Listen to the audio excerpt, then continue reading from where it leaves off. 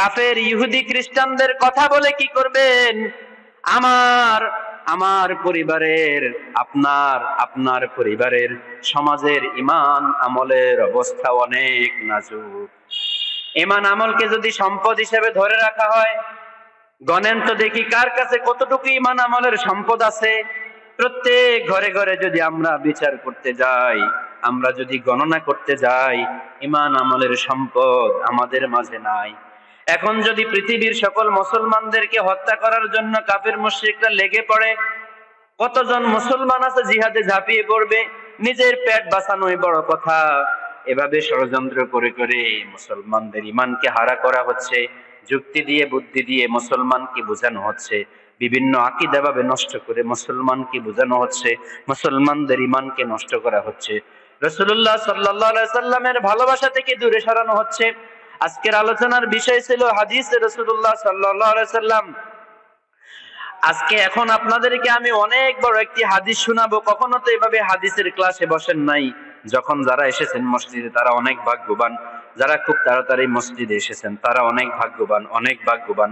যারা এখনো মসজিদে আসে নাই তাদের থেকেও আপনারা অনেক ভাগ্যবান, অনেক ভাগ্যবান। যতক্ষণ মসজিদে বসে আছেন, যতক্ষণ মসজিদের মধ্যে প্রবেশ করছেন, ততক্ষণ থেকে আপনার নেক আমল 10 গুণ 10 গুণ করে লেখা হচ্ছে। প্রতিটা সেকেন্ডের গুনাহ থেকে বেঁচে এই মুহূর্তে যারা মসজিদে বসে আছে, পৃথিবীর যেখানে থাকুক না কেন, কারো আমল নামায় কোনো গুনাহ লেখা হচ্ছে না। প্রত্যেকের আমল নামায় প্রত্যেকটা মুহূর্তের জন্য নেক আমল করা হচ্ছে। মসজিদের শেষের সময় আসবে, অনেকে আছে শেষের সময় আসবে আর ঘড়ির দিকে তাকাবে কখন তাড়াতাড়ি চলতে যাইতে হয়। এটা হলো আমাদের ঈমানের অবস্থা। আমাদের ঈমানের অবস্থা খুবই খারাপ, খুবই খারাপ। কেন আমরা আজানের সাথে সাথে আসি না? কে আমাদেরকে ধরে রেখেছে? একজন আমাকে বলে, হুজুর জমি জামাও তো করা লাগবে। জমি জামা তখন ঈমান আমলের থেকেও বেশি, এভাবেও কথা বলে ফেলছে। আমি বললাম, নাউজুবিল্লাহ, আপনি এটা কি বললেন?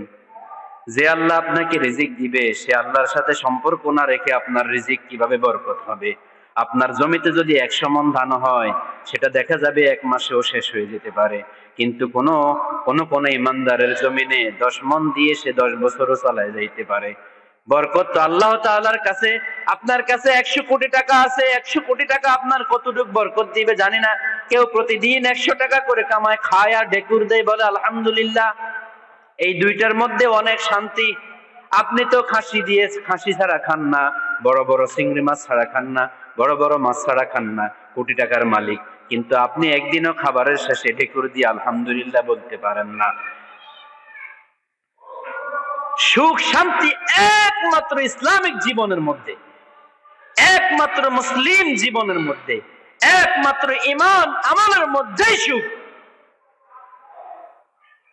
আপনি যত বাহাদুরি দেখান না কেন, যত কথা বলেন না কেন, যত কিছুর মালিক হন না কেন, একমাত্র সুখ হলো আপনার আমার ঘরের মধ্যে যদি ঈমান আর আমল টিকে থাকে, আপনার আমার ঘরের মধ্যে যদি নামাজ দ্বারা ভরপুর থাকে, কোরআন তেলাওয়াতকারী দ্বারা ভরপুর থাকে, জিকির ওয়ালা দিয়ে ভরপুর থাকে, আপনার আমার মহল্লার মসজিদে যদি প্রত্যেক ওয়াক্তে প্রত্যেক পুরুষগুলো নামাজে আসে, সেটাই হলো আসল সফলতা। মসজিদের হুজুরকে বেতন দিয়ে রাখতেছেন, ঠিক আছে, এটা সফলতা নয়। সফলতা হলো মসজিদের কাতারগুলো ভরপুর করে দেওয়া। আমি একজন এখনো সুস্থ আছি, সবল আছি, আমি যদি যাই তাহলে কাতারে আরেকজন লোক হলো, আমি যদি আরেকজন নিয়ে যাই কাতারে আরেকজন লোক হলো। এই প্রতিযোগিতা হলো আসল প্রতিযোগিতা। এই প্রতিযোগিতা হলো ইসলামকে টিকিয়ে রাখার প্রতিযোগিতা। এই প্রতিযোগিতা হলো ঈমানকে টিকিয়ে রাখার প্রতিযোগিতা। এই প্রতিযোগিতা হলো আপনার আমার ঈমানকে টিকিয়ে রাখা, জাহান্নাম থেকে বাঁচা, নেক আমল বেশি বেশি করা। আপনি যতই বলেন না কেন, হুজুর এখন জমি জমার সিজনের সময়, এত বেশি ওয়াজ করেন না, নামাজ পড়ায় তাড়াতাড়ি ভাগেন। আপনাকে বলতেছি, এই কথা যে বললেন, এই কথা যে চিন্তা করলেন, একটু চিন্তা করলেন না। 24টা ঘন্টার মধ্যে আল্লাহ তাআলাকে আপনি কতটুকু সময় দেন? অথচ আল্লাহ তাআলা আপনার 24 ঘন্টার নিঃশ্বাসের দায়িত্ব নিয়েছেন, 24 ঘন্টার হায়াতের দায়িত্ব নিয়েছেন, 24 ঘন্টার রিজিকের দায়িত্ব নিয়েছেন। 24 ঘন্টা আপনার জন্য ফেরেশতারা উঠে পড়ে লেগে আছে। আল্লাহ তাআলার সৈনিক, লিল্লাহি জুনুদুস সামাওয়াতি ওয়াল আরদ। হাদিস থেকে শুনবেন আপনারা, হাদিস পড়তেছিলাম বাবুল মিরাজ, বুখারী শরীফের 3887 নম্বর হাদিস। হাদিসটা পড়বো, হাদিসের অনুবাদ পড়বো, দুই একটা কথা বলবো, কথাগুলো শেষ হয়ে যাবে, কারণ আর আলোচনা করতে পারবো 10 মিনিট। أعوذ بالله من الشيطان الرجيم بسم الله الرحمن الرحيم حدثنا عتبة بن خالد حدثنا حمام ابن يحيى حدثنا قتادة عن أنس بن مالك عن مالك بن صعصعة رضي الله عنهما أن نبي الله صلى الله عليه وسلم حدثهم عن ليلة أسري به بينما أنا في الحاتيم وربما قال في الحجر مضطجعا إذ أتاني فقد قال وسمعته يقول فشق ما بين هذه إلى هذه فقلت للجارود وهو إلى جنبي ما يعني به قال من صغرة نحره إلى شعرته وسمعته يقول من قصه إلى شعرته فاستخرج قلبي ثم أتيت بطست من ذهب مملوءة إيمانا فغسل قلبي ثم حشي ثم أعيد ثم أتيت بدابة دون البغل وفوق الحمار أبيض فقال له الجارود هو البراق يا أبا حمزة قال أنس نعم يدعو حتوة عند أقصى طرفه فحملت عليه فانطلق بي جبريل حتى أتى السماء الدنيا فاستفتح فقيل من هذا قال جبريل قال ومن معك قال محمد قيل وقد أرسل إليه قال نعم قيل مرحبا به فنعم المجيء جاء ففتح فلما خلصت فإذا فيها آدم فقال هذا أبوك آدم فسلم عليه فسلمت عليه فرد السلام ثم قال مرحبا بالابن الصالح والنبي الصالح ثم صعدني حتى أتى السماء الثانية فاستفتح قيل من هذا قال جبريل قيل ومن معك قال محمد قيل وقد أرسل إليه قال نعم قيل مرحبا به فنعم المجيء جاء ففتح فلما خلصت إذا يحيى وعيسى وهما ابن الخالد قال هذا يحيى وعيسى فسلم عليهما فسلمت فرد ثم قال مرحبا بالأخ الصالح والنبي الصالح ثم صعد إلى السماء الثالثة فاستفتح قيل من هذا قال جبريل قيل ومن معك قال محمد قيل وقد أرسل إليه قال نعم قيل مرحبا به فنعم المجيء جاء ففتح فلما خلصت إذا يوسف قال هذا يوسف فسلم عليه فسلمت عليه فرد ثم قال مرحبا بالأخ الصالح والنبي الصالح ثم صعد حتى أتى السماء الرابعة فاستفتح قال من هذا قال جبريل قيل ومن معك قال محمد قيل أو قد أرسل إليه قال نعم قيل مرحبا به فنعم المجيء جاء ففتح فلما خلصت إلى إدريس قال هذا إدريس فسلم عليه فسلمت عليه فرد ثم قال مرحبا بالأخ الصالح والنبي الصالح ثم صعد حتى أتى السماء الخامسة فاستفتح قيل من هذا قال جبريل قيل ومن معك قال محمد قيل وقد أرسل إليه قال نعم قيل مرحبا به فنعم المجيء جاء فلما خلصت فإذا هارون قال هذا هارون فسلم عليه فسلمت عليه فرد ثم قال مرحبا بالأخ الصالح والنبي الصالح ثم صعد حتى أتى السماء السادسة فاستفتح قيل من هذا قال جبريل قيل ومن معك قال محمد قيل وقد أرسل إليه قال نعم قال مرحبا به فنعم المجيء جاء فلما خلصت فإذا موسى قال هذا موسى فسلم عليه فسلمت عليه فرد ثم قال مرحبا بالأخ الصالح والنبي الصالح فلما تجاوزت بكى قيل له ما يبكيك قال أبكي لأن غلاما بعث بعدي يدخل الجنة من أمته أكثر ممن يدخلها من أمتي ثم صعدت إلى السماء السابعة فاستفتح جبريل قيل من هذا قال جبريل قيل ومن معك قال محمد قيل وقد بعث إليه قال نعم قال مرحبا به فنعم المجيء جاء فلما خلصت فإذا إبراهيم قال هذا أبوك فسلم عليه قال فسلمت عليه فرد السلام قال مرحبا بالابن الصالح والنبي الصالح ثم رفعت إلى سدرة المنتهى فإذا نبقها مثل قلال هاجر وإذا ورقها مثل أذان الفيالة قال هذه سدرة المنتهى وإذا أربعة أنهار نهران باطنا ونهران ظاهرا فقلت ما هذان يا جبرائيل قال أما الباطنان فنهران في الجنة وأما الظاهران فالنيل والفرات ثم رفع إلى البيت المعمور ثم أوتيت بأناء من خمر وإناء من لبن وإناء من عسل فأخذت اللبن فقال هي الفطرة التي أنت عليها وأمتك ثم فرضت علي الصلاة 50 صلاة كل يوم فرجعت فمررت على موسى فقال بما أمرت قال أمرت ب50 صلاة كل يوم قال إن أمتك لا تستطيع 50 صلاة كل يوم وإني والله قد جربت ناصف قلبك وعالجت بني إسرائيل شد المعالجة فارجع إلى ربك فاسأله التخفيف لأمتك فرجعت فوضع عني 10 فرجعت إلى موسى فقال مثله فرجعت فوضع عني 10 فرجعت إلى موسى فقال مثله فرجعت فوضع عني 10 فرجعت إلى موسى فقال مثله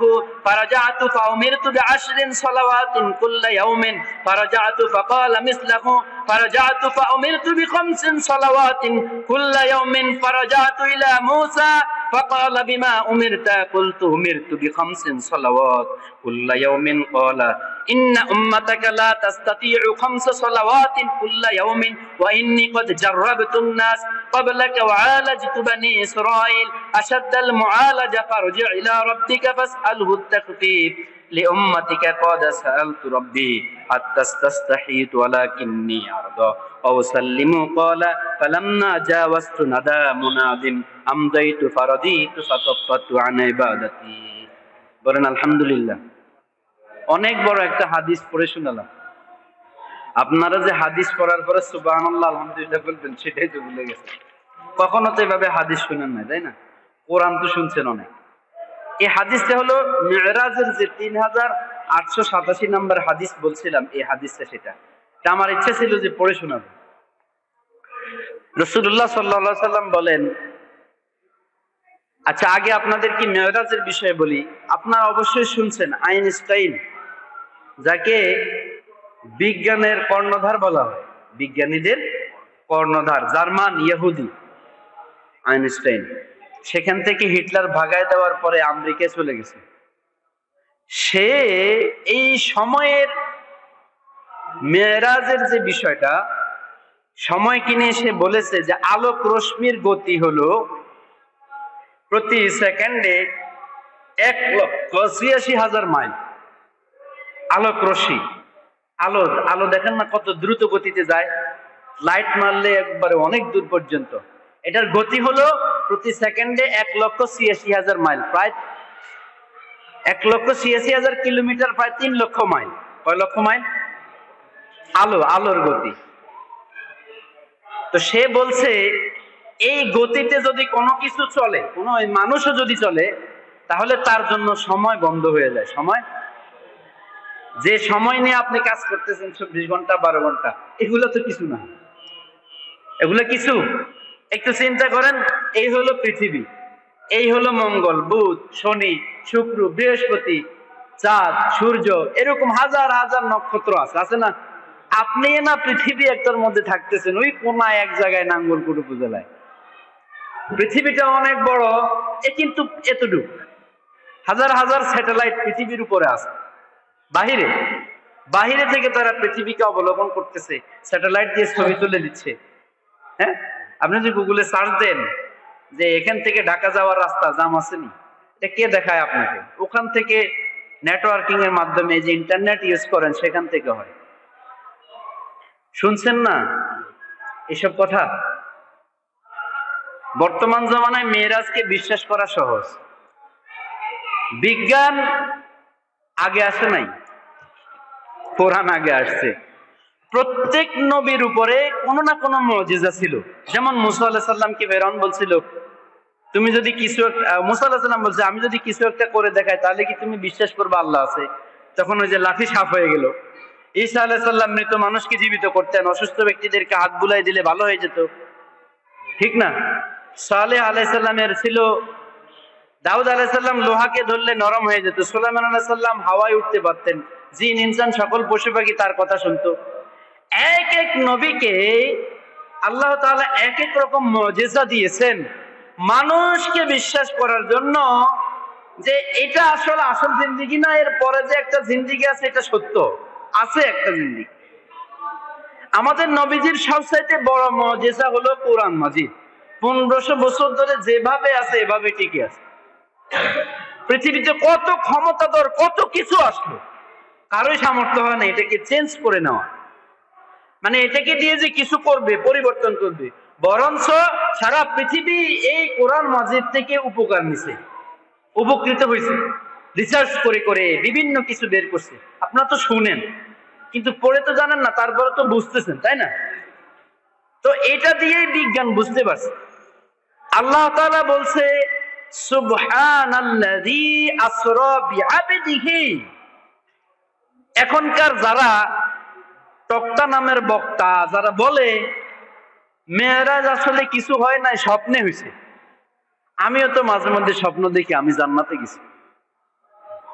কি আপনারা মাঝে মধ্যে দেখেন না অনেক কিছু স্বপ্ন, আপনি এখন ইতালিতে আছেন, ঠিক না? স্বপ্ন তো অনেক রকমই হতে পারে, ঠিক না? স্বপ্ন অনেক রকম। স্বপ্ন কোরআন শরীফে বর্ণনা করতেন না এভাবে যে আমি আমার বান্দা মানে নিজের লোককে আমি নিয়ে গেছি মসজিদে হারাম থেকে আকসা, এই মসজিদের বাইতুল মুকাদ্দাস যেখানে এখন যুদ্ধ চলতেছে শয়তান ইসরায়েলের সাথে, যারা কবজা করে আছে মসজিদুল বাইতুল মুকাদ্দাস, এই জায়গায় নবীজি গেছে। এই হাদিস আল্লাহ রাসূল স্বয়ং বলতেছে, আমি যখন বিবি খাদিজার ইন্তেকাল, 10 দিনের মাথা আবু তালিব ইন্তেকাল করলো, আবু জেহেল আবু লাহাব বলল মুহাম্মদ সাল্লাল্লাহু আলাইহি সাল্লামকে কিছু একটা করতে হবে, ওরে শেষ করে দিতে হবে। নামাজের মধ্যে কত ডিস্টার্ব করলো, এভাবে কাপড় পেঁচিয়ে গলার মধ্যে হত্যা করার চেষ্টা করা হলো। সেজদায় যখন যাওয়া হলো, চাচা, দুইজনে চাচা, আবু লাহাব আবু জেহেল মারধর করলো, নামাজের সেজদার মধ্যে নাড়ি বুড়ি নিয়ে দেয়া নবী সাল্লাল্লাহু আলাইহি সাল্লাম প্রায় শ্বাসরুদ্ধ হয়ে গেছে। উটের নাড়ি বুড়ি কিন্তু এতটুক না, সাধারণ গরুর নাড়ি বুড়ি তো আপনারা উঠাইতে পারেন না, উটের তো আরো বড়। তায়েফের ময়দানে যারা গেছে সৌদি আরবে, 3.5-4 কিলোমিটার পথ নবীজি সাল্লাল্লাহু আলাইহি সাল্লাম চলতেছিলেন, তারা পাথর মারছে। আর আল্লাহর দিকে তাকায় নবী কিন্তু বদদোয়া দেন নাই, দোয়া করছে আর বলছে, আল্লাহ এই কেমন কওমের কাছে আমারে পাঠাইলেন, এদেরকে হেদায়েত দিয়ে দেন। দয়া, কত দয়া! আমরা তো এগুলো ঘটনাগুলো জানি, তাই না? এরপরেই বিবি উম্মে হানির ঘরে শুয়েছিলেন রাত্রের বেলায় এই মেরাজের ঘটনা। নবীজি সাল্লাল্লাহু আলাইহি সাল্লামকে ওখান থেকে কাবা শরীফের সামনে দেখবেন যে একটা দেয়াল আছে এরকম গোল করা, এটা আগে কাবার পুরো অংশ ছিল, এটাই হাতিমে কাবা। এখানে নামাজ পড়ার জন্য সবাই প্রতিযোগিতা করে, ধাক্কাধাক্কি করে, ঠেলাঠেলি করে। এটার এক পাশে আছে হলো ওই যে পাথর, যেখানে কি করে, আরে এখন তো সহজ, ভিডিওতে দেখেন না, আজকে ইউটিউবে যায় দেখেন, কাবা, হাতিম কাবা। ওই হাতিমে কাবার মধ্যে শুয়েছিলেন, তখন তো এত ইয়ে ছিল না। ঘুম এসে গেছে, জিব্রাইল আসলেন, যেটা গত সপ্তাহ আপনাদেরকে বলছি। এই যে এখানে বলছে রাসূলুল্লাহ সাল্লাল্লাহু আলাইহি সাল্লাম বললেন যে আমি শুয়েছিলাম, জিব্রাইল আসলো, আমার বক্ষ পুরো ছিঁড়ে ফেলছে। বর্তমানে এমনিতে হাসপাতালে হার্ট সার্জারি করার সময় কিন্তু হার্ট একদম আলাদা করে না, মেশিন দিয়ে হার্টের মধ্যে লাগায় রাখে, হার্ট কি করে পাঞ্চ করতে থাকে, মানুষ জীবিত থাকে। এ পাশে ডাক্তারের যে সার্জারির কাজ এগুলো করতে থাকে, মেশিন বন্ধ হয়ে গেলে মানুষ মারা যাবে। কিন্তু জিব্রাইল পুরো হার্ট বের করে নিছে, হার্ট পুরোটা কি করছে বের করে নিয়েছে, বের করে নিয়ে একটা সোনার কস্তূরি, দুইটা, একটার মধ্যে জমজমের পানি, আরেকটার মধ্যে ইমানের নূর দ্বারা ভরপুর, জমজমের পানি দিয়ে ধুইলেন, আবার ওই নূরের পুরো নূরকে প্রবেশ করায় দিলেন, নূর নূরান্বিত করলেন নবীজি সাল্লাল্লাহু আলাইহি সাল্লামের ভিতরে, পুরা তৈরি করে নিলেন, রেডি। তারপরে আপনি হাত দিয়ে দিলেন, আবার মিলিয়ে গেল, এখান থেকে একদম এখান থেকে নাভির নিচ পর্যন্ত পুরা ছিঁড়ে ফেলছে, পুরা ছিঁড়ে ফেলছে। নবীজি বলতেছেন আপনি দেখতেছেন আমার হাড় ছিদ্র করে, আমার ইয়ে থেকে গলকণ্ঠ থেকে নাভির নিচ পর্যন্ত ছিঁড়ে আমার হাড়টা বের করে তারা ধুয়ে নিলে, ধুয়ে আবার কি জায়গা মতো ফিট করে দিছে, নূরে ভরপুর করে দিলেন। ওখানে তারপরে ছোট খচ্চর থেকে, ছোট গাধা থেকে একটু বড় একটা প্রাণী আসলো, যাবে না। জিবরাইল বলল যে তোমার উপরে যিনি আরোহণ করবেন, পৃথিবীতে এর চাইতে দামি যাত্রী আর নাই, মানে আরোহী। আর তখন শান্ত হয়ে গেল। সেখান থেকে হিজরত যে জায়গায় করবেন সে জায়গায় নিয়ে গেলেন, 2 রাকাত নামাজ পড়লেন, তুর পর্বতের ওখানে নিয়ে গেলেন, এক পলকে যাচ্ছে। তারপরে অনেক ঘটনা, কারণ সময় কম, আমি সংক্ষিপ্ত শেষ করে দিচ্ছি। এখানে অনেক কিছুর পরে গেলেন বাইতুল মাকদাস। বাইতুল মাকদাসের ওই সময়ের ইতিহাস বলে, ঘটনা, একটা দরজা ছিল, এই দরজাটা লাগাইতে পারতেছিল না। হ্যাঁ, দরজা রাত্রের শেষে দরজা লাগাইতে পারতেছে না। মনে রাখবেন, বাইতুল মাকদাস মসজিদুল হারাম, কাফেররাও এটাকে সম্মান মনে করে, যারা অন্যান্য ধর্মের আছে তারা। তখনকার সময়ও আরবের মুশরিকরা এখানে ইবাদত করত। বিষয়টা হলো আকীদা যাইয়া নবীজিকে বিশ্বাস না কইরা অন্য কিছু বিশ্বাস করার কারণে তারা ইসলাম থেকে কি হয়ে গেছে, বাদ হয়ে গেছে। এটা হলো অমাইয়াবতাগি গায়রুল ইসলাম, ইসলাম গ্রহণ করে নাই, যাদেরকে ইহুদি বলেন, খ্রিস্টান বলেন। ওই দরজা পরে মিস্ত্রি বলল যে এটা এমন ভাবে আছে যে এটা আজকে আর সম্ভব না, এটা আল্লাহ তাআলার একটা শান ছিল। নবীজি সাল্লাল্লাহু আলাইহি সাল্লাম, ওই দরজার নাম জারে মুহাম্মদ হলো, ওই দরজায় নবীজি সাল্লাল্লাহু আলাইহি সাল্লাম আসলেন। আসার পরে সমস্ত উলামায়ে কেরাম ছিলেন, সমস্ত নবীরা ছিলেন সেখানে। থাকার পরে সেখানে এই হাদিসের বর্ণনা এখানে দেখেন, আপনারা যদি কারো মন চায় নিতে পারেন, অসুবিধা। জিবরাইল বললেন আপনি ইমামতি করেন। সেখানে নবীজি 2 রাকাত নামাজ পড়লেন, ইমামতি করলেন। এটা দ্বারা নবীজিকে ঘোষণা করে দেওয়া হলো, ইজ্জত বাড়িয়ে দিয়ে, শান বাড়িয়ে দিয়ে বলা হলো, যখন অনেকের মাঝে একজনকে যখন সভাপতি বানায় দেওয়া হয়, ইমাম বানায় দেওয়া হয়, সবার মধ্যে তার ইজ্জত একটু বেশি থাকে না?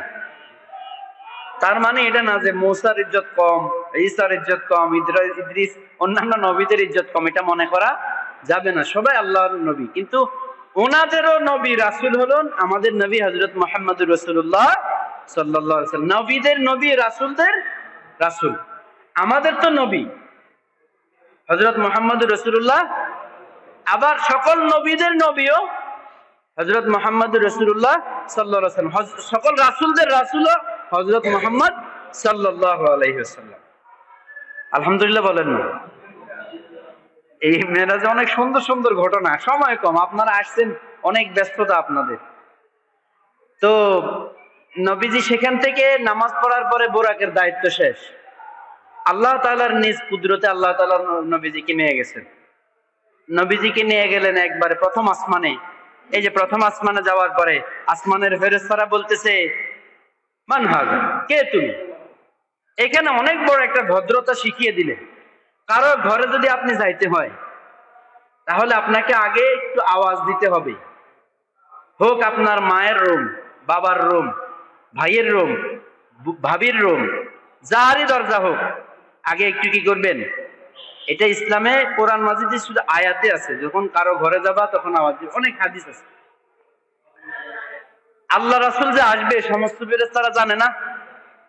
তারপরও জিজ্ঞেস করছে মান হাজা, জিবরাইল বলতেছে আমি জিবরাইল। বললো মান মাক, তোমার সাথে কে আছে? হাদিস পড়ে শোনালাম না আপনাদেরকে। বললো যে মুহাম্মদ সাল্লাল্লাহু আলাইহি ওয়াসাল্লাম। বললো উরসিলাইলে, ওনাকে কি ঢাকা হয়েছে? জিবরাইল বললেন হ্যাঁ। তখন বলা হলো মারহাবা রাসূলুল্লাহ, বলা হলো প্রথম আসমানে হযরত আদম আলাইহিস সালামের সাথে দেখা। আদম আলাইহিস সালাম বুকে জড়িয়ে ধরলেন, সালাম দিলেন, আদম আলাইহিস সালামের সালামের উত্তর দিলেন। সেই সালামের উত্তরের পরে বললেন, মারহাবাম বিল ইবনি সালেহ ওয়ান নাবিয়্যু সালেহ, এ আমার নেক সন্তান এবং আমার নেক নবী। দ্বিতীয় আসমানে, শেষ সময় কম তাড়াতাড়ি যাচ্ছি, দ্বিতীয় আসমানে এরকম ভাবে দেখা হলো ইয়াহিয়া ঈসা, দুই খালতো ভাই ইয়াহিয়া এবং ঈসার সাথে, এভাবেই আহলান সাহলান। তৃতীয় হযরত ইউসুফ আলাইহিস সালাম, নবীজি বলতেছেন যে পৃথিবীর সকল সৌন্দর্যের মধ্যে সব সৌন্দর্য দিয়ে মনে হয় যেন ইউসুফ আলাইহিস সালামকে। এই হাদিস যখন আমরা ক্লাসেও শুনি, যখন নিজেও পড়ি, তখন মন চায় ইউসুফ আলাইহিস সালাম আসলে কেমন ছিলেন। হ্যাঁ, আচ্ছা, ইউসুফ আলাইহিস সালামের নবীর নবী, রাসূলের রাসূল যদি আমগো নবী হয়, তাহলে ইউসুফ আলাইহিস সালাম এত সুন্দর হলে আমাদের নবী কেমন সুন্দর ছিলেন। হ্যাঁ, আল্লাহু আকবার। তারপরে তৃতীয় আসমানের পরে চতুর্থ আসমানে যাই ইদ্রিস আলাইহিস সালাম, পঞ্চম আসমানে হারুন আলাইহিস সালাম, ষষ্ঠ আসমানে হযরত মূসা আলাইহিস সালামের সাথে দেখা হলো। মূসা আলাইহিস সালামের সাথে দেখা হওয়ার পরে মূসা আলাইহিস সালাম কাঁদতেছে। নবীজি বলতেছে, হাদিসে আছে, আপনি কাঁদতেছেন?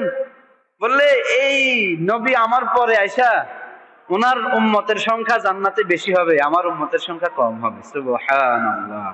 এই উম্মত আর কি এখনো ক্ষেতের মধ্যে রোয়া রইতেছে, বুঝেন নাই? এখনো আসবে আর কি, খুতবা শুরু হইলে আসবে। আবার অনেকে খুতবা শুরু হলে মসজিদের আশেপাশে ঘুরে, একামতের সময় ঢুকবে, আবার কয় একামত আর একটু বাকি আছে, একামতের শেষে মাতি চলার সময় ঢুকবে। আবার না, অনেক ইমাম সাহেব আল্লাহু আকবার বলে নাই তখন ঢুকবে। বলেন না, এখন না বেটা, এখনো রুকুতে যায় না, রুকুতে যাওয়ার আগে ঢুকবে। এই উম্মত জান্নাতে যাবে, নিয়ত করছে। আর যখন কোনো কিছু নাই, ওখানে গান বাদ্য, মেয়ে একটা নাচতেছে আর ওষুধের সালসার ওয়াজ চলতেছে, সেখানে দেখবেন আগে বাগে যায় দাঁড়ায় আছেন। চায়ের দোকানে একটা মুভি চলতেছে, আগে বাগে হা করে দাঁড়ায় আছে।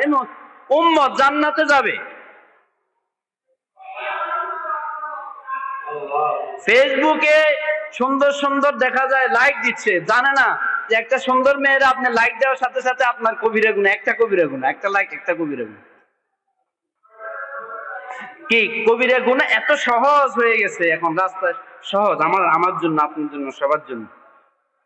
নবীজি বলছে আমার উম্মত বিপদে পড়বে এই কয়েকটা জিনিসকে হালাল মনে করার কারণে। কোন নারীর দিকে তাকানোকে এখন হালাল মনে করা হয়। আবার আপনাকে বলে মনের মধ্যে তো কিছু নাই, তাকালে কি হবে? কোরআনের উল্টাটা, কোরআনের যুক্তি তারটা বেশি। আল্লাহ তাআলা বুঝতে পারে নাই, কোরআনে মানে বলে দেওয়া দরকার ছিল, হ্যাঁ চক্ষুর নিচে নামাইবা, কিন্তু মন ভালো থাকলে তাকাইও, সমস্যা নেই।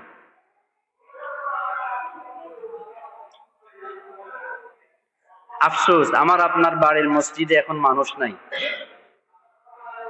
অনেক সুন্দর সুন্দর কুয়েতি টাকা দিয়ে মসজিদ হয়েছে। আমগো যে গাঁটার আগে মসজিদে কুয়েত থেকে টাকা দিয়ে মসজিদ, তো ভাই ফজর নামাজে কয়জন হয়? জোহরের নামাজে হুজুরে এতিমের মতো তাকায় থাকে আজান দিয়া। হ্যাঁ, আমি কি বানায় কথা বলতেছি? কেন এমন কেন হলাম? এমন অবস্থা কেন? জুমার নামাজে খুতবার সময় কোন ধরনের মানসিকতা নেই, খুতবা শোনা অথচ ওয়াজিব। খুতবা শোনা কি?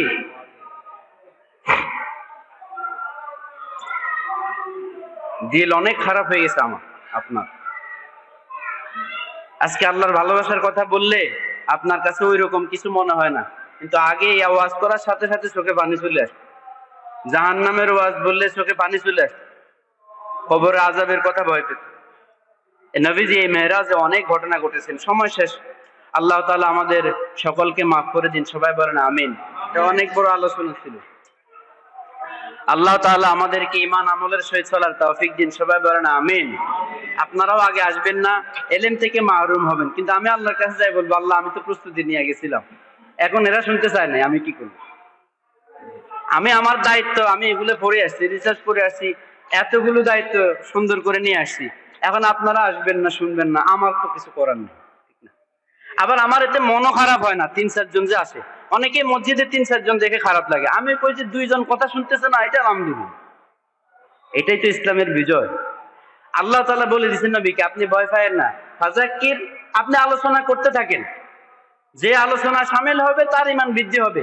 আপনি দেখেন যত বেশি যে বিষয় নিয়ে আলোচনা করা হয় সেই বিষয় আমাদের অন্তরের মধ্যে ঢুকে বেশি, তাই না? এবং যেটা বারবার বলে সেটার গুরুত্বটা বেশি হয়। সেজন্যই আমরা যেহেতু ভোলা প্রাণী, আমরা কি প্রাণী, মানে ভুলে যায়, বারবার ভুলে যায় জান্নাতের কথা, জাহান্নামের কথা, কবরে যাইতে হবো, আমাদেরকে যে কাফনে প্যাকেট করবো, এটা একদম ভুলে যায়, বেমালুম ভুলে যায়।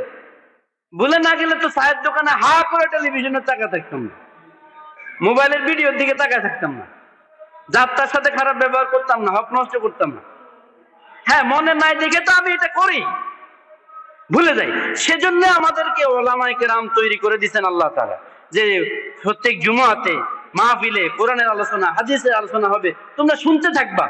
যত বেশি শুনবে তত বেশি ঈমান মজবুত হবে। যে যত বেশি আলোচনা করে, ঈমানী আলোচনা, তার ঈমান মজবুত হয়, সে তত বেশি গুনাহ থেকে মুক্ত থাকে, গুনাহের ভয় তার ভিতরে ঢুকে যায়। যত বেশি জিকির করে তার ঈমান বেড়ে যায়, তার ভিতরে গুনাহের ভয় ঢুকে যায়, কবরে আযাবের ভয় ঢুকে যায়। এখন এগুলোর দরকার আছে কি না এটা তো আপনার জানতে হবে। আপনাকে আগে নির্ধারণ করতে হবে কবরে আযাবের ভয় আপনার দরকার আছে কিনা, জাহান্নামের ভয় আপনার দরকার। এখন আর্টিফিশিয়াল ইন্টেলিজেন্সের যুগে আপনাদেরকে বিশ্বাস করানো হচ্ছে মেয়েরা শুধুমাত্র কল্পনা মাত্র। যেভাবে জান্নাত জাহান্নাম আরো 20 বছর পরে আমাদের এই ছেলেবেলারা বলবে, এটা শুনছিলাম আমাদের মুরব্বীরা বলছিল জান্নাত আর জাহান্নাম নাকি একটা জিনিস আছে। ফাও, এগুলো হুজুরদের বানানো শুধু প্ল্যান। এই বিশ্বাস চলে আসবে যেভাবে আমরা তৈরি হচ্ছি। আমাদের ঘরে কোরআনের তেলাওয়াত নাই, ঈমানের আলোচনা নাই, জিকির নাই, ইবাদত নাই। এভাবে 20 বছর পরে আপনার আমার পরিবার এরকম থাকলে এরা জান্নাত জাহান্নাম কোরআন বলে একটা কিছু আছে বলে জানবেই না। আমি এরকম ছেলেপুলে পাইছি, মুসলমান, লন্ডনে 20 বছর জন্ম হওয়ার পরে হঠাৎ করে কথা হয়েছে, সে বলে আসলে এটা কি, নাম কিন্তু সুন্দর, মুসলমান, আব্দুর রহমান। কি আসলে এটা কেন পড়তে হবে? আমরা তো কত বই পড়ি, এটা কেন পড়তে হবে, এটা কি আছে? আপনার আমার জেনারেশন, আপনি দাদা হয়েছেন না, আপনার নাতির পুতনি বলবে আপনাকে এটা কি পড়া লাগবে কেন, আপনিও বুঝাইতে পারবেন না, আপনার নিজেরই তো আমলে নাই। আল্লাহ তাআলা আমাদেরকে হেফাজত করুন, সবাই বলেন আমিন। এই পরিস্থিতি থেকে আল্লাহ তাআলা আমাদেরকে মুক্ত করুন, সবাই বলেন আমিন। আর এই কারণেই তো ওরা ধরে ধরে আমাদেরকে মারতেছে, ওরা গুলি করতেছে। আপনার ঈমানের তাজাল্লি নাই, কারণ আপনি আল্লাহু আকবার বললে তার অস্ত্র নষ্ট হয় না, কারণ আমার আপনার ঈমান ওই পর্যায়ে নাই। আপনার আল্লাহু আকবার শুধু আওয়াজ আর শোনা যায়, ওই আল্লাহু আকবারে ইহুদিদের ভিত নড়ে না, যেমন নড়েছিল শাহজালালের আল্লাহু আকবারে, যেমন নড়েছিল আবু বকরের আল্লাহু আকবারে, ওমরের আল্লাহু আকবারে। তরবারি নিয়ে দাঁড়াইছে, হাজার হাজার সৈন্য ভয়ে চলে গেছে। মেসওয়াক ব্যবহার করতেছে খায়বারের যুদ্ধে, খন্দকের যুদ্ধে। ওরা দেখে বলতেছে মুসলমান দাঁত ধারাইতেছে, আমরা এই যুদ্ধ করতে পারবো না, সব চলে গেছে। সুন্নাত। আর আপনি বলতেছেন আরে ফরজ পড়লেই কত পড়তেছি, আবার সুন্নতের কথা কয় হুজুরে। আল্লাহ তাআলা আমাদেরকে হেফাজত করুন, সবাই বলেন আমিন। যে পরিমাণ আহালের ফিতনা শুরু হয়েছে বিভিন্ন জায়গায়, যুক্তি বুদ্ধি দিয়ে, ইন্টারনেট দিয়ে আমাদেরকে শেষ করা হচ্ছে, ঈমান আর ঘরে ঘরে থাকবে না। এখন কিছু বললে বলে হুজুর এটা তো কিয়ামতের আলামত। তো কি হয়েছে, আপনি এটা খুব ভালোভাবে জানছে, একটা জিনিস শিখছে কি, কিয়ামতের আলামত দেখছি রে বাজি, আজ নিজের আমলের বাজি খবর নেই। আজ ফজর নামাজ ঐশ্বর নিয়ে বাজি না হয় না, কিয়ামতের আলামত ঠিকই জানে, হাদিস ইয়াম জানে দেখছে, বাজি বহুত বড় খবরদার। কি হলো আমাদের ইমানের কন্যা, কেন কেন নামাজ ছেড়ে দিচ্ছি? ক্ষেত খামারের প্রতি এত ব্যস্ততা কি জন্য? ঘর দুয়ারের জন্য এত ব্যস্ততা কি জন্য? ক্ষেতের মধ্যে মরে পড়লে তখন কি হবে? কোন গ্যারান্টি দিছে আপনাকে যে আপনার টাকা পয়সা আপনার সাথে চলে যাবে? কে গ্যারান্টি দিছে? আপনার যে জামা পরে আছেন এটাও তো খুলে ফেলা হবে, একটু চিন্তা করেন না। মারা যাওয়ার পরে এটি ব্লেড দিয়ে কাটে এগুলো সব ফালাই দিবে, আপনার ব্যবহারের জিনিসপত্র গুলো আলাদা করে ফেলবে, বলবে যে এই ফ্লেটে তো সে খাইতো, এটা ফালাই দিয়ে মরে গেছে, ফালাই দিয়ে এই জামাটা সে পড়তো। কিন্তু আপনি যখন 500 টাকার নোট বের করতেন তখন বলতেন বাবা, ঠিক না? কিন্তু যখন আপনি মারা যাবেন আপনার গায়ের জামাটাই কিভাবে ছিঁড়ে ফেলে, দেখেন না কখনো মুর্দা গোসল করাইছেন? দেখিয়েন এভাবে ছিঁড়ে ফেলে দেয়, নাই, কোনো মূল্য নাই আপনার আর এই দুনিয়াতে। লাস্টারে কোনো মতে গোসল টোসল করাইয়া ওই তাড়াতাড়ি কর, বন্ধ বাইর হইব তো, তাড়াতাড়ি কর, বাস কাটতে যাস না কিনলে গা, মাটি কাট, তাড়াতাড়ি কর, এটা খাটাইতে হবে। আর আপনি বলেন হুজুর আপনি শুধু আছেন শুধু ওয়াজ লই, নসিহত লই, নামাজ লই, কোরআন লই, মসজিদে বসা লই, আমগো আর কাম কাজ নাই, আমগো আর সময় কময় নাই। সারা জীবন সময় দেখাইতেছেন, ব্যস্ততা দেখাইতেছেন আল্লাহকে, ঘড়ি দেখাইতেছেন আল্লাহকে। মনে রাখেন আপনার ঘড়ির ঘন্টা যেদিন শেষ হয়ে যাবে সেদিন আল্লাহ আপনাকে ধরবে। বহুত ঘড়ির টাইম দেখাইছো আমাকে, বহু সময় দেখাইছো আমাকে, বহু ব্যস্ততা দেখাইছো, এখন বলো ওই ব্যস্ততা কি করছো? তো ভাই ঘরের মধ্যে নামাজি বানাই, জিকিরওয়ালা বানাই, বারবার বলি জিকিরওয়ালা ঘর বানাই, টেলিভিশনের ঘর বন্ধ করি, সিনেমার ঘর বন্ধ করি, বেনামাজির ঘর বন্ধ করি, কোরআন তেলাওয়াত ছাড়া ঘর বন্ধ করি। দরকার নাই এরকম সংসার পরিবারের। কি আওয়াজ হবে এই আওয়াজ দিয়ে? প্রত্যেক শুক্রবারে প্রত্যেক মসজিদে আওয়াজ হইতেছে, কিন্তু কতটুকু যাইতেছে আপনার আমার ভিতরে? প্রত্যেকটা শুক্রবারে জান্নাত জাহান্নাম, এই ফরজ নফল, হারাম হালাল, এই সুদ, এগুলো সব কিছু আওয়াজ হইতেছে, জিকিরের কথা বলা হইতেছে। কে শুনতেছে? ইমাম সাহেবের বেতন দিয়ে রাখছে, এই জন্য ইমাম সাহেব বলতেছে। ইমাম সাহেব মাসে যে টাকা পকেটে করে বাসায় নিয়ে যাইতেছে, আর এভাবে চলতেছে সমাজ। পরিবর্তন নাই সমাজের। আর এই জন্য ঠুস করে গোলা বারুদ মারবে, বলবে যে ওই সমাজে মারা গেছে, আমার কি, আমি তো বেঁচে গেছি, ফিলিস্তিনে মরতেছে, আমার কি। হ্যাঁ, এটা ওদের বিষয়। ইমান, আপনাদের অনেক সময় নষ্ট করলাম, মাফ করে দিবেন। আমার পরিবর্তনের জন্য আমি বলতেছি, দরকার আছে তো। আজকে ইমাম সাহেবকে জিজ্ঞেস করি, পুরো সপ্তাহে কতজন মানুষ মসজিদে আসতেছে আর কতজন মানুষ আশেপাশে দেখছো, চায়ের দোকানে দেখছো? মসজিদে আজান হয়, টেলিভিশন মিউট করে রাখে, বন্ধ করতে চায় না। আর এ নাকি কাফনের প্যাকেট করে মিল্লাতে আল্লাহ রাসূলুল্লাহ কয়ে কবরে দেবে। মসজিদে নামাজ হয়, এই মসজিদ, এইখানে দোকান, টেলিভিশনে মুভি চলতেছে, অ্যাডভার্টাইজ চলতেছে, এই ইমানদার। এ নাকি আবার কাফনে প্যাকেট করে বিসমিল্লাহি ওয়ালা মিল্লাতে রাসূলুল্লাহ কয়ে কবরে দেবে। কি হয় দোকান বন্ধ করে মসজিদে আসলে? কি হবে? কি হবে? সন্তান কাঁদতেছে মসজিদে যাইলে কি হবে? এই মসজিদ কেন বানানো হয়েছে আপনারা কেউ বলতে পারবেন? কেন বানানো হয়েছে? শুধু কেবল বলার জন্য যে এখানে একটা মসজিদ আছে, আমাদের গাড়ার আগে মসজিদ আছে, এই জন্য? এক সপ্তাহ ইমাম সাহেব না থাকলে মসজিদের ফ্যান, মসজিদের ফ্লোরের পরিষ্কার পরিচ্ছন্নতার খবর আপনাদের নাই। আজকে এক মাস যদি তারা চলে যেতে বলি, পরের দিন থেকে দেখবেন মসজিদের অবস্থা খারাপ হয়ে গেছে। দায়িত্ব কি শুধু ইমাম সাহেবের, খতিব সাহেবের?